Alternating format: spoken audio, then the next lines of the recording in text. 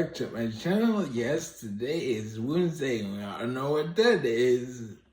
Spooky animation.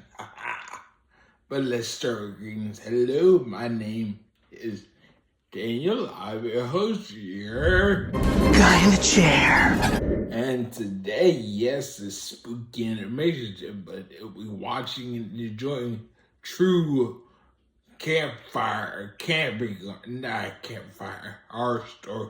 So let's check it out and enjoy. So enjoy.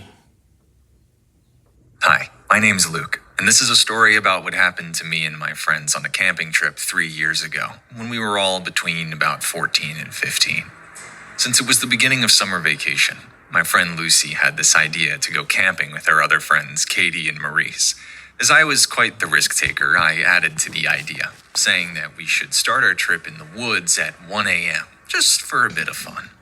I told Lucy, what's the worst that could happen? Now I look back and think how bad it could have been. But Maurice and Katie organized the supplies, 2 small tents, some snacks, and other camping equipment from my garage, while Lucy and I went out into the forest early to try to find a spot to set up. We'd been walking for a while when I suddenly heard this rustle in the bushes. I looked over at Lucy with a confused glare. "What was that?" Lucy asked me. I obviously had no clue, but being the cool guy that I thought I was, I peeked over the bush slowly. What I saw will haunt me for the rest of my life. I immediately shouted in horror, trying to cover my mouth while staring at what looked like a middle-aged man eating a dead deer. Now, I know what you might be thinking, but this man was no hunter. This deer corpse was basically rotting, as you could see its ribs sticking out, and he was gnawing at it like a dog. It was a gruesome sight. Suddenly, this man turns around, saw me and Lucy, and immediately ran away on all 4s, leaving this deer carcass on the ground.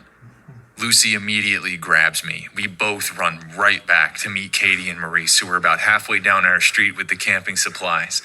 Katie asked why we looked so shocked, but it took us a few minutes to be able to actually get the words out. The sight had been so blood-curdling.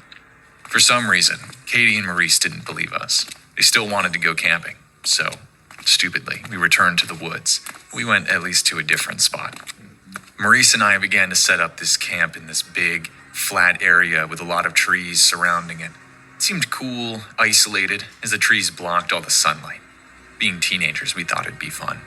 Everything was going well, actually. We each drank a couple of beers, even though we weren't allowed. Maurice had stolen them from his dad, so we were all absolutely wasted.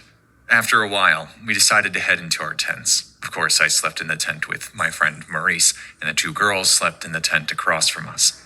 At around 3:15 a.m., I think, I awoke to this strange noise. I was about to awake Maurice when I suddenly remembered that creepy man from earlier. I felt this chill shoot down my spine as I slowly unzipped the tent just enough to look through, but not enough for whoever was out there to notice. To my horror, I see this deer-eating man standing right outside my tent. To make matters worse, he was holding this small pocket knife. I unzipped the flap all the way, shouted loudly, and immediately punched him as hard as I could. Unfortunately, I was still wasted, and he managed to get a hold of me. He made this shallow cut right across my arm with that knife, but before he could do any more, fortunately, Maurice appeared and kicked him right in the crotch.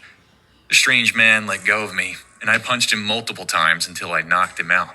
Katie and Lucy tried to call the police, but there was no signal out where we were, of course.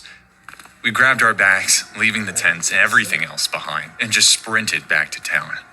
That night's mostly a blur at this point, but those are all the main points.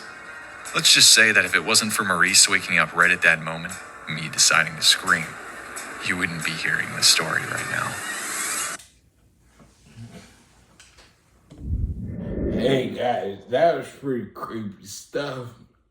And I think that's what they say. If you see something, say something.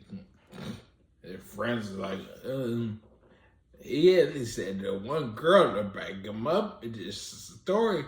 He's just like, no, I'm not gonna say anything. And he almost lived to credit. But I hope you like what you saw. You come back for more, and you do. You like it. and comment down below, and then finally subscribe. But I leave it just up right here. I hope you had an awesome night. And the rest of your day goes really well. I did already. And I'll see you in the next video. Bye.